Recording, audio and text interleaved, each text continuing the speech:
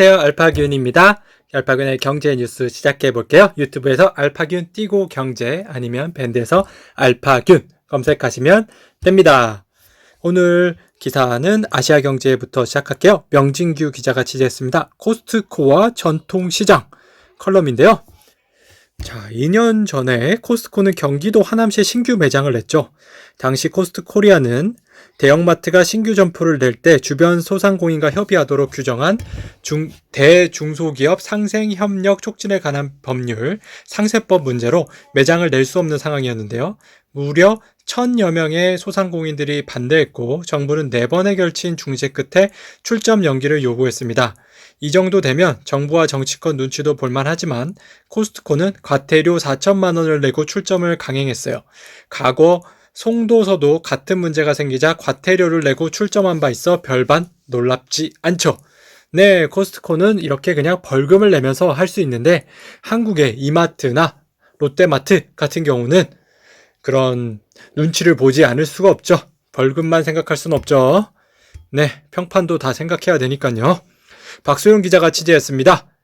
DB하이텍 밀려드는 주문에 비수기 풀 가동! 네, DB하이텍 생산 능력을 늘리고 가동률을 최대한으로 끌어올렸지만 넘치는 수요를 감당하긴 지금 역부족입니다. 급격하게 늘어나는 반도체 시장의 수요에 적극 대응해 수익을 극대화하기 위해선 조단위 투자가 필요한 추가 증설이익이 필요한 상황이죠. 하지만 DB하이텍이 삼성전자나 SK하이닉스처럼 수조 원에 달하는 공격적인 투자를 단행하기는 어렵습니다. 매년 1000억 원 규모의 설비 투자와 병목 공정의 생산성 향상을 통해 생산 공정을 늘려왔지만 대규모 외부 차입을 실현할 여력은 아직 부족합니다.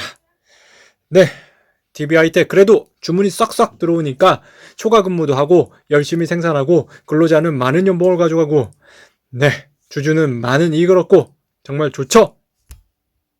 박병희 기자가 취재했습니다. 스탠더드 오일의 부활, 엑스모빌, 쉐브론 지난해 합병 논의 시작했다고 합니다. 네, 이런 부분은 좋지만요. 한 시장 관계자는요, 석유 사업에 우호적이었던 도널드 트럼프 대통령 시절에 합병을 해야 했다며 엑슨과 쉐브론이 이미 합병 시기를 놓쳤다고 지적했습니다. 두 회사가 합병 시 연간 자본 지출을 100억 달러, 관리 비용 150억 달러를 줄일 수 있다는 관측이 제기되고 있습니다.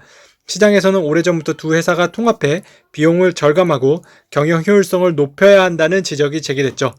실제 위기에 처한 정유업계에서는 지난해 키움 규모의 인수합병이 이어졌습니다. 쉐브론은 50억 달러를 투자해 노블 에너지를 인수했고 코노코 필립스도 100억 달러를 투자해 콘초 리소시스를 합병했습니다.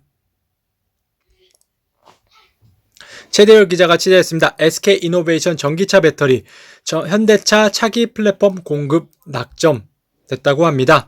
현대차 그룹은요, 전기차 전용으로 활용할 차량 플랫폼 일렉트릭 글로벌 모듈러 플랫폼 EGMP를 개발하면서 그에 걸맞게 배터리 제품을 공급할 업체를 결정해왔습니다. SK이노베이션은 앞서 1차 납품업체로 선정된 데 이어 이번에 3차 물량도 가져가면서 국내 시장 점수를 늘리게 됐는데요. 1차로 납품된 배터리는 올해 출시된 아이노기 5에 들어가고요. 이번에 추가 납품까지 확정하면서 SK이노베이션이 현대차 그룹에 납품하기로 한 물량만 30조 원이 넘는 규모로 추정됩니다. 현대차 그룹의 전기차 판매량은 세계 4번째 정도네요. 김웅순 기자가 취재했습니다. SK하이닉스 최초 차세대 D램 생산 라인 구축합니다. 올해 영업이익이 2배나 성장할 거로 예측되는데요. 1A D램 양산 본격화를 시장으로 SK하이닉스 실적 반등에 속도가 붙을 전망입니다. 증권업계 일각에서는요, SK하이닉스가 신규 생산 시설 효과로 올해 12조 원 안팎의 영업이익을 낼 걸로 전망하고 있어요. 이는 지난해 영업이익 5조 원을 2배 이상 웃도는 수치입니다. SK 앞으로가 더 기대됩니다. 이재용 기자가 취재했습니다. D램, 랜드, 양날개로 슈퍼사이클 대비 최태원 더 큰 꿈다고 하네요. D램, 랜드, 양날개로 슈퍼사이클 대비하는 최태원입니다. 자, 이 그래프를 도표를 한번 보실까요? 세계 글로벌 D램 시장 점유율입니다. 1위가 어디입니까? 모두 알고 있죠. D램 하면 삼성전자 41%, SK하이닉스 29%, 마이크론 23%, 기타 5.6%입니다. 예, 마이크론까지 인수하면 우리나라가 D램을 독점하겠네요. SK하이닉스 실적을 보겠습니다. 매출은요, 2019년에 얼마였습니까? 와, 26조 9천억. 영업이익은 2조 7천억 원이었습니다. 2020년에는 31조 9천억. 영업이익은 5조 원이었습니다. 앞으로가 더 기대됩니다. 2021년에는 또 2배 가까이 성장한다니까요. 정말 대단하네요. 이태규 기자가 취재했어요. 냉래간 태국 시장 녹인 국민카드 여전사 최초 진출한다고 합니다. 냉래간 태국 시장이요. 정말 이번에는 오픈이 좀 됐다고 하는데요. 태국의 금융시장에 들어간 국민카드 앞으로가 기대되고요. 국민카드 관계자는요. 상품 디지털 정보기술, 리스크관리 등 핵심 금융 역량을 현지에 이식하고 제이마트 그룹의 고객 기반 결합해 제이핀테크를 태국 내 최상위권 여전사로 도약시킬 것이라고 강조했습니다.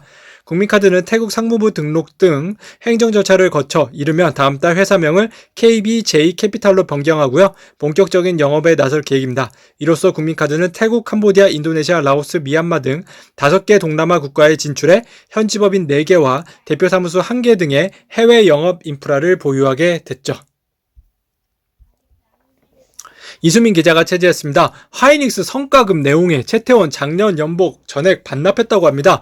도대체 무슨 일이 일어났습니까? 네, SK 하이닉스의 성과급 부분이요. 지금 논란이 되고 있어요. 왜냐면요. 삼성전자는요. 정말 성과급을 많이 줬거든요. 근데 그에 비하면요. SK 하이닉스는 정말 그의 절반 수준입니다.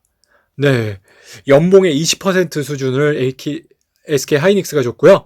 삼성전자는 연봉의 40% 수준을 줬습니다.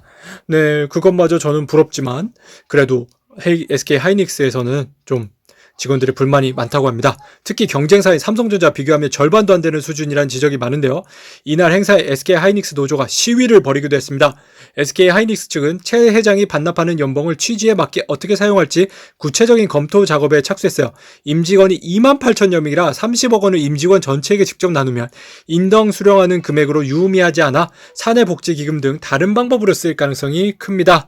네, SK 앞으로 더 잘 됐으면 좋겠네요. SK 인사에 대한 내용을 한번 더 볼까요? 네. 이 부분에 대해서는 이 기사밖에 없었네요. 그러면 넘어가도록 하겠습니다. 맹준호 기자가 취재했습니다. 670도 협치, 2100조 강행, 바이든 부양책 갈림길에 섰다고 합니다. 네. 지금 공화당이요, 당근을 제시했어요. 공화당 상원의원 10명이 서한에 동참했는데 깊은 뜻이 있습니다. 이분들이 어떤 서한을 냈냐면요. 670조 그러면 통과시켜 주겠다는 서한을 냈습니다. 자, 볼까요? 바이든 부양안은요 1조 9천억 달러입니다. 근데 공화당 초당파안은요 6천억 달러입니다. 속도는요, 바이든안은 예산 조정권 동원하는 등 시간 진통 필요하고요. 장점은 개인 지원과 코로나19 퇴치에 예산 집중 투입할 수 있습니다. 그러나 공화당 초당파안은요 6천억 달러고 속도는 초당파 10명만의 찬성으로 즉시 통과되고요. 장점은 재정 적자 부담 경감입니다. 네. 공화당 자신들이 제시한 수정안에 민주당이 동의하면 굳이 예산 조정권을 동원하지 않더라도 60%를 확보해 즉시 법안을 통과시킬 수 있다는 해유성 메시지를 전한 건데요. 워싱턴 포스트는요, 공화당의 제안은 초당적 협력을 강조해온 바이든에게 시험대라며 공화당의 제안을 무시할지 아니면 공통분모를 찾기 위해 진정한 노력을 할지 정해야 하는 것이라고 논평했습니다. 네, 이거 참 노림수가 대단하네요. 네, 공화당의 같은 그런 정치 이슈를 한번 다시 볼까요? 네, 어제 나온 뉴스 중에서 한번 같이 보겠습니다. 네, 어제는 오늘은 지금 현재는 오늘이라고 얘기해야 됩니다. 오늘로 녹화를 하고 있으니까요. 이제 제가 좀 하루 늦게 오늘 녹화를 하고 있어서요. 야놀자 넷마블 출신 최찬석 CIO로 영입했다고 합니다. 넷마블 투자전략실장 출신 최 CIO는요, 애널리스트 출신입니다. 20여년간 벤처캐피털, 투자은행 및 산업계에서 경력을 쌓은 투자 전문가죠. 넷마블에 근무하며 넷마블 및 계열사 투자 및 인수 합병, 투자 설명회를 총괄했고요. 코웨이 및 카밤 인수를 비롯해 빅히트, 카카오뱅크 등 투자를 주도했습니다. 특히 넷마블 IPO 작업을 전두지휘하며 지난 2017년 당시 역대 2위 규모인 기업 공개를 성공시켰죠. 네, 앞으로도 파이팅입니다. 야놀자 파이팅!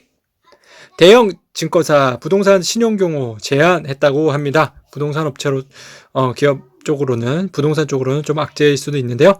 금융위원회는 이러한 내용을 골자로 하는 증권사 기업금융 활용사화 방안을 1일 발표했습니다. 증권사의 기업금융 강화를 위해 종투사에 대해 자기 자본의 100%에서 200%로 늘어난 기업금융 관련 신용경호 추가 한도 적용 대상에서 부동산 및 SPC 특수목적법인 관련 신용공여를 제외하기로 했습니다. 대신 초기 중견기업에 대한 신용공여와 M&A 리파이낸싱 대출, 재무구조 개선 기업에 대한 대출은 신용경호 추가 한도 적용 대상으로 새롭게 인정될 것 같습니다.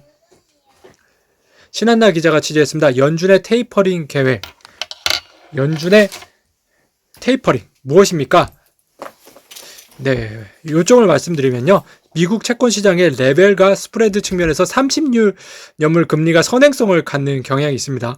10년물 금리가 동수전일 경우에 33년물 금리는 2%대 중반에 도달하게 되는데요. 이 경우 중단기적인 기대 인플레이션을 나타내는 물가 연동 구체 팁스 스토닉 분기 인플레이션 BEI는 2.5%를 넘어서게 되고 인플레이션 스와프로 보는 중장기 기대 인플레이션도 2%대 중후반에 이를 것으로 추정돼 인플레이션 지표 또한 부담되는 수준에 진입될 것으로 예상된다고 합니다. 네, 이렇게 되면요, 이제 테이퍼링 긴축이 실시될 수 있는 시나리오도 있습니다. 좀 어려운 내용인데요. 자, 인플레이션 올라가면 금리도 올라갈 수 있다. 그렇게 보면 되겠죠. 양준호 기자 취재했습니다. 슈퍼스타 나간 41억 달러 슈퍼 구단의 미래는? 네, 대학 시절 정말 이게 전략이 좋아요. 어떤 개인이요, 정말 사업으로 성공을 해가지고 풋볼 구단까지 인수를 하게 됐는데요. 어떻게 인수를 했냐면요, 대학 시절에 풋볼팀에서 뛰었던 크라프트는요, 제지 사업에서 큰 돈을 벌고요, 고향 영구의 NFL팀에 눈독을 들였습니다. 1985년 홈 구장 주변 땅부터 매입한 그는 3년 뒤 노후한 홈구장을 사들였어요. 구단을 인수하지 않고도 주차시설과 경기장 내 상점에서 나오는 수입으로 매년 앉아서 200만 달러씩 벌었습니다. 1994년 마침내 구단을 인수한 크래프트는요, 이듬해 새 홈구장 건설 계획을 발표했고 2002년 개장 뒤 곧바로 P&G, 프록터 앤 갬블 구장 명명권을 팔아 질레트 스타디움으로 팬들을 맞았습니다. 네, 정말 돈 버는 수완이 좋네요. 뭔가 잘 되면요, 그 주변에 이제 상점과 주차장을 먼저 매입해서 돈을 야금야금 모은 다음에 딱 중앙에 그것을 인수한 거죠. 10년 동안이나 걸렸네요. 강상규 기자가 취재했습니다. 코스피 8조, 코스닥 3,400억 팔아치운 무책임한 연기금. 네, 1월에는 정말 국민연금에 대규모 매도가 있었습니다. 정말 8조라는 대규모 매도를 했는데요. 여러분들 배신감 좀 느끼십니까? 국민연금 이래도 됩니까? 네. 특히 기간 가운데 장기 투자인 연기금의 기록적인 매도 공세에 많은 이들이 신경이 곤두서 있습니다. 연기금은 1월에만 코스피 시장에서 8조를 순매도했는데 한국거래소의 투자주체별 거래실적 데이터가 존재하는 1999년 이래 최대 순매도 규모입니다. 지금까지 연기금의 1월 최대 순매도 규모는요, 2006년에 기록한 1조 4,700억이었는데요. 올해 순매도 규모는 과거 최대치보다 6배나 많았습니다. 연기금은 코스닥 시장에서 3,400억을 처분했는데 이 역시 역대 최대입니다. 지금까지 연기금의 1일 최대 순매도 기록은 2006년에 2,500억이었죠. 근데 앞으로 궁금한 건요, 연기금의 매도수가 2월에도 계속 이어지느냐 하는 점인데요. 다행히 2월엔 연기금의 순매수로 전환할 가능성이 높습니다. 지난 22년간 연기금은 2월에 절대적인 매수 우위를 보여왔는데요. 1999년부터 2020년까지 2월에 연기금이 코스피 시장에서 순매도를 기록한 경우는 단 3번에 불과합니다. 2011년부터 최근 10년 동안 단 한 번뿐인데요. 코스닥 시장에서도 비슷합니다. 최근 10년간 2월에 연기금이 코스닥 시장에서 순매도를 기록한 경우는 딱 2번뿐입니다.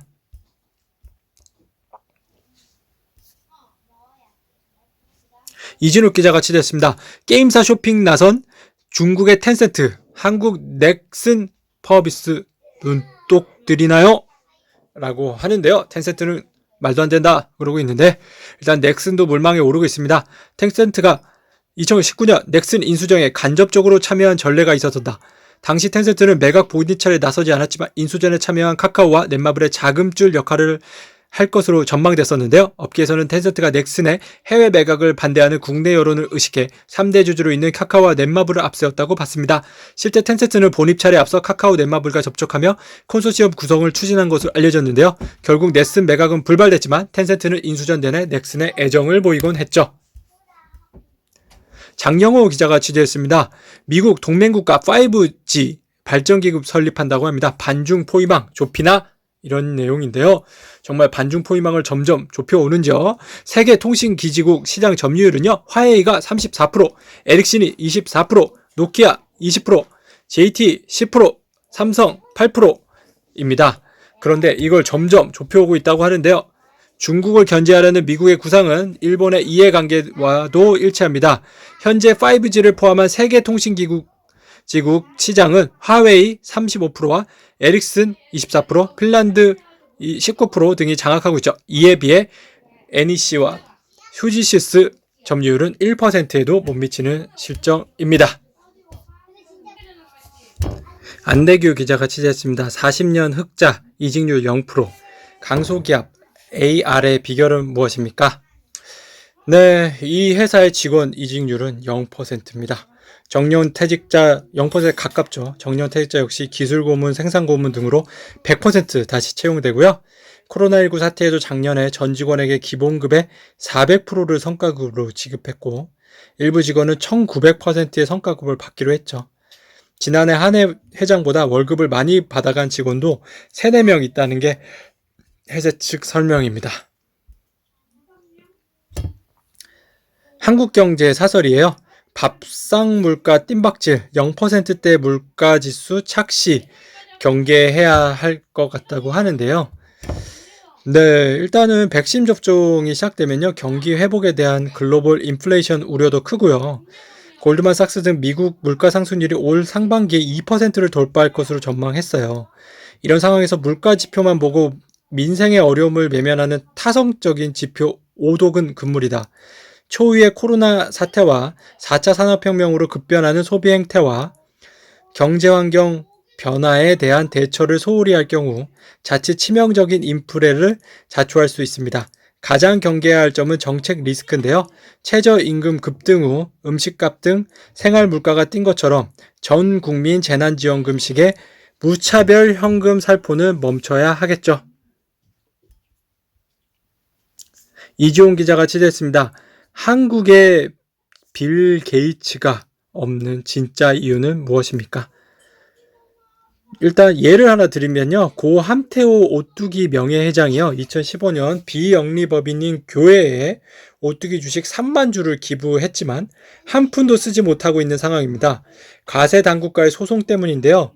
교회가 주식을 기부받을 당시 일반 공익법인의 증여세 면제 한도는 5%, 문제는 이미 오뚜기 재단이 10% 가까운 오뚜기 주식을 보유하고 있어 교회에 기부한 주식은 비과세 한도를 넘는 것으로 세무당국이 판단했습니다. 외국은 공익재단에 대한 기부 주식 보유 한도 규제가 까다롭지 않은데요. 우리나라와 달리 영국, 호주, 독일은 재단의 주식 보유 한도를 아예 제한하지 않습니다. 미국, 캐나다는 면세 한도가 존재하지만 기업 계열사 주식 총수의 20%까지 상속 증여세 면제를 보장하죠. 네, 우리나라 좀 너무 짜다라는 것도 이유가 되겠네요. 상속 증여세 진짜 포괄적으로 한번 봐야겠어요. 강봉진 기자가 취재했어요. 금호석유 분쟁에도 주가는 일단 어떻게 됐나요? 좀 진정된 상태죠. 이지연 신용증권연구원은요, 배당 확대 정책 등 주주 친화적 정책과 함께 단기 주가 급등을 야기할 것으로 판단된다면서 작년 4분기 실적도 분기 최대 실적을 기록하며 주가를 뒷받침할 것으로 보여 목표 주가를 기존 19만 원에서 35만 원으로 상향 조정한다고 말했습니다. 삼성증권 역시 사상 최대 이익 구간에서 벌어진 경영권 분쟁이 주주가치 극대화와 가치 재평가로 이어질 것으로 전망하며 목표 주가를 29만 원으로 올렸습니다. F&G에 따르면 금호석유의 작년 2분기 매출액과 영업이익은 각각 1조 3천억 원, 2,500억 원으로 전년 동기 대비 9%, 1,315% 늘어날 것으로 예상된다고 합니다.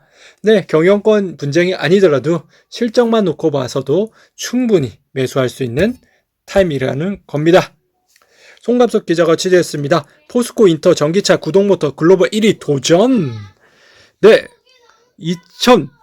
2010년에는요, 1,000억이었던 매출이요. 지금 얼마까지 올라가고 있습니까? 네, 그래프를 보면 2019년에 1,000억, 2020년에 1,600억, 2021년에 2,000억까지 올라가고 2025년 목표는 7,500억, 421만 대 판매하는 게 목표라고 합니다. 친환경 차와 함께 성장할 수 있겠죠. 예, 이를 위해 포스코 인터내셔널은 국내 생산라인을 증설해 지난해 연간 49만 대이던 국내 생산 능력을 내년까지 200만 대로 늘리기로 했습니다. 미주와 아시아 등 해외 신규 물량을 확보하는 데도 집중할 방침인데요. 나아가 그룹이 보유한 중국, 인도 소재 생산 거점에 생산 설비와 전문 인력을 확충하고 해외 사업 현지화를 위해 무렵 유럽, 미주 등의 조인트 벤처를 설립하는 방안 등도 검토하고 있습니다. 이 과정에서 국내외에 총 3천억 원을 투자할 계획인데요. 이번 사업에 따른 구동 모터 코어 실적 목표는 올해 2천억 원, 2024년 4천억 원, 2025년 7,500억 원입니다. 지난해 매출은 1,670억 원이었네요. 네, 앞으로가 점점 기대됩니다. 포스코 인터내셔널의 대주주인 포스코도 기대되죠. 이승훈 기자가 취재했습니다. 외환위기 때 막혔던 태국 금융빗장 풀려! 네, 드디어 풀었죠. 아까도 한번 얘기 드렸는데요. 삼성생명이 1997년에 삼성생명 타이로 진출해서 100여 곳의 영업소 운영하고 있습니다. KTB 투자증권 2008년에 파이스트 인수하며 현재 진출했고요. KDB 산업은행은요, 한국계 은행 중 유일한 사무소를 가지고 있습니다. KB국민카드는요, 2021년 드디어 제2핀테크를 인수하며 여전업 진출했고요. KB금융의 태국 마중물 역할을 할 거라고 합니다. 태국의 시장 가치를 한번 볼게요. 아세안의 2위의 경제대국입니다. 인도차이나 반도의 바트와 경제권 주도하고 있고요. 메콩강 경제원 중심 국가입니다. 아세안 최대 제대 국가이고요. 아세안 자동차, 전차 생산, 수출 허브, 쌀, 새우, 고무 등 세계적 농수산물 수출국, 개방형 통신국가, 무역 의존도 100%를 상회하는 통상국, 가공무역 강국, 동남아 한류 진원지, K-드라마, K-팝의 인기가 지속되고 있고요. 화장품, 식품, 게임 등 한류 수혜 상품 수출이 증가하고 있습니다. 태국 성장력이 무궁무진하네요. KB국민카드는요, 1일 오후 서울과 태국 방콕을 온라인 영상회의 방식으로 연결해서요, 태국 여신금융회사 제이핀테크 인수계약을 마무리하는 딜 클로징 행사를 열었습니다. 이번 태국 여신금융회사 인수는요, 1997년 아시아 금융위기 이후 한국은행과 여신금융회사가 신규 인허가 또는 인수 합병 등을 통해 태국 소비자 금융시장에 진출하는 최초 사례입니다. KB국민카드는 2018년 캄보디아 KB 대한특수은행과 2020년 인도네시아 KB 파이낸시아 멀티파이낸스에 이은 세 번째 해외 자회사를 보유하게 됐고요. 이번 총 인수 대금은 240억 원입니다. KB국민카드와 태국 제이마트 그룹 각각 지분 50% 참여하며 경영권은 제이핀테크 의결권 지분 51%를 보유한 KB국민카드가 가지게 됩니다. 신영규 기자가 취재했는데요. 머스크 로봇후드 창업자가요, 게임스톱 설전을 벌였다고 합니다. 네, 무슨 내용인가 합니까? 머스크는 테네브를 향해 비밀을 다 털어놓으세요 라고 하는가 하면 당신이 고객들을 상대로 사기를 쳤는지가 궁금한 겁니다 등의 강도 높은 질문을 쏟아냈습니다. 테네브 CEO는요, 증거금 부당에서 벗어나려면 게임스톱 주식의 매수 주문을 막아야만 했다고 해명했습니다. 하지만 머스크는 새벽에 30억 달러를 준비하라고 요구하는 게 전례가 있는 일인가? 누가 NSCC의 수장이며 이 기관을 책임지는 사람들도 다 월가에서 온 이들이 아닌가 등의 질문을 계속했습니다. 게임스톱 주식의 매수를 막은 배후에 월가가 있는 것 아니냐는 음모론을 제기한 건데요. 테네브 CEO는 이런 질문에 대해 그렇게 믿을 만한 근거는 없다고 답했습니다. 네, 썰전 재밌었겠네요. 박윤구 기자가 취재했습니다. 요즘 차 사면 아재 2030 잡은 렌터카입니다. 4년 만에 2배나 성장했네요. 네, 렌터카 1위는 어디입니까? 여러분들 모두 아시죠? 롯데렌탈 22% 했고요. SK 렌터카 20%, 현대캐피탈 11%, 네, 나머지 이렇게 가지고 있습니다. 네, 100만 대 돌파한 국내 렌터카 시장인데요. 2016년에 63만 대였는데요. 2020년에 드디어 100만 대까지 돌파를 했고요. 렌터카 등록 대수가 가장 많은 모델이 누군지 아십니까? 바로 뉴 카니발입니다. 그 다음에 뉴 아반떼고요. 점점 렌트 하는 사람들이 많아지네요. 이향희 기자가 취재했어요. 서정가 큰손 40대 여성 베스트셀러 결정하고 있다고 하네요. 네, 40대 여성의 막강 파워에 대해요. 신정민 교유당 대표는요. 이 세대가 20살까지 활자에 친숙하고 책에서 정보를 찾는 사실상 마지막 세대라면서 또 돈을 버는 경제력까지 갖춰 출판계에서 힘이 세지고 있다고 설명했습니다. 박윤우 부키 대표도 40대 여성이 사지 않고서는 베스트셀러를 만들 수가 없는 실정이라고 합니다. 교보문고 기준으로 작년 40대 여성이 가장 맞은 책은 흔한 남매, 더해빙, 달러구특군 백화점, 아몬드였습니다. 이어 설민석의 한국사 대모험, 이토록 공부가 재밌어지는 순간, 돈의 속성, 김미경의 리부트, 추리천재, 엉덩이 탐정이 5에서 10위를 차지했죠. 명랑만화, 자기계발서, 소설, 경제경영서 등이 고루 포진되었는데요. 김현조 교보문고 베스트셀러 담당자는 40대 여성의 힘은 학습서뿐만 아니라 에세이, 소설, 자기계발서, 재테크 등 전체 부분에서 확인된다며 활자의 힘을 믿는 40대가 자녀에게도 독서 문화를 권장하고 있다고 합니다. 네, 40대가 지금 얼마나 차지하고 있냐? 27%. 예, 나 플래티넘 회성 예스24 회원 구성됐고요. 30대가 한 16%. 그러니까 40대 여성이 정말 많네요. 김태성 기자가 취했습니다. 오픈마켓 대전, 이마트 홈플러스도 가세했다고 하네요. 네, 홈플러스까지 가세한 대전인데요. 주요 오픈마켓 연간 거래액은요. 네이버가 20조 원으로 1등이고요. 쿠팡 17조 원, 이베이코리아 16조 원, 11번가 9조 원 되는데요. 홈플러스도 여기 이제 참가했다고 합니다. 홈플러스의 앞날이 더욱 기대됩니다. 정승환 기자가 취재했어요. 투명 경영 법조인 출신 CEO 몸값 올라간다는데 왜 내리지 않고 올라가고 있죠. 네, 자 많이 있네요. 법조인 출신 CEO들이요. SK 수펙스 추구협의회 가버넌스 위원장이 있고요. 윤진원 씨, 임병용 CEO, GS건설 대표이사, 이두식 CEO, 메디톡스 윤리경영본부장, 강호성 CEO, CJ E&M 대표이사, 네, 강성 수석부사장, 카카오 엔터프라이즈, 강한승 쿠팡 대표이사, 정진수 NC소프트 최고 운영 책임자, 박은재 롯데지주 준법경영실장, 함윤식 우아한 형제들 고객중심경영부문장, 한성환 골프존 경영지원실장, 마크리 미국 변호사죠. OCI 최고 전략 책임자. 네, 여러분도 한번 도전해보세요. 이재철 기자가 취재했습니다. 밤이역 모봉급 대만 TSMC 덕의 성장률이 지금 굉장히 높다고 합니다. 대만이 지난해 3% 가까운 GDP 성장률을 기록하면서 30년 만에 중국의 GDP 성장률을 앞선 것으로 나타났습니다. 또 작년 전체 수출의 3분의 1을 TSMC 등 반도체 기업들이 이끌어온 것으로 확인돼 세계적 초격차 기업이 곧 국부임을 확인시켰죠. 지난 30일 대만중앙통신 보도에 따르면요. 대만 행정원 예산 담당 부처인 주계 총처는 지난해 대만 경제 성장률이 3%로 추정된다고 발표했어요. 이는 1991년 이래 대만 성장률 중국 성장률을 처음으로 앞지른 사례라고 CNA는 조명했습니다. 주계 총처는 올해 초 코로나19 팬데믹 발발 후 그의 4월 성장률 전망치를 1.5%로 크게 낮춘 바 있네요. 네, 대만 정말 앞으로가 더 기대됩니다. 안병준 기자가 취재했어요. 왕자의 나는 없다. 네, 여기서 먼저 그 패밀리 트리라고 하죠. 가문의 트리를 한번 보겠습니다. 정주영 회장이 정말 최고 장남이셨고요. 에스라의 정몽구, 정몽근, 정몽준, 정몽융, 정몽임. 예, 이렇게 형제가 있었죠. 아니요. 이렇게 아들이 있었죠. 네. 그리고 손자는 정희선 있고요. 그 다음 이남은 장인영. 예. 있었고요. 네. 정몽궁, 정몽원. 한라그룹 회장 이래 있습니다. 그리고 정순영 3남이 있고요. 정몽선, 정몽석, 정몽훈, 정몽용 있고요. 장녀는 정희영이 있고요. 김윤수, 김군수. 네. 정세영이 4남이고요. 정몽규가 그 아들인 HDC 그룹 회장입니다. 5남이 정신영이고요. 정몽영 현대종합상사 대표가 아들로 있죠.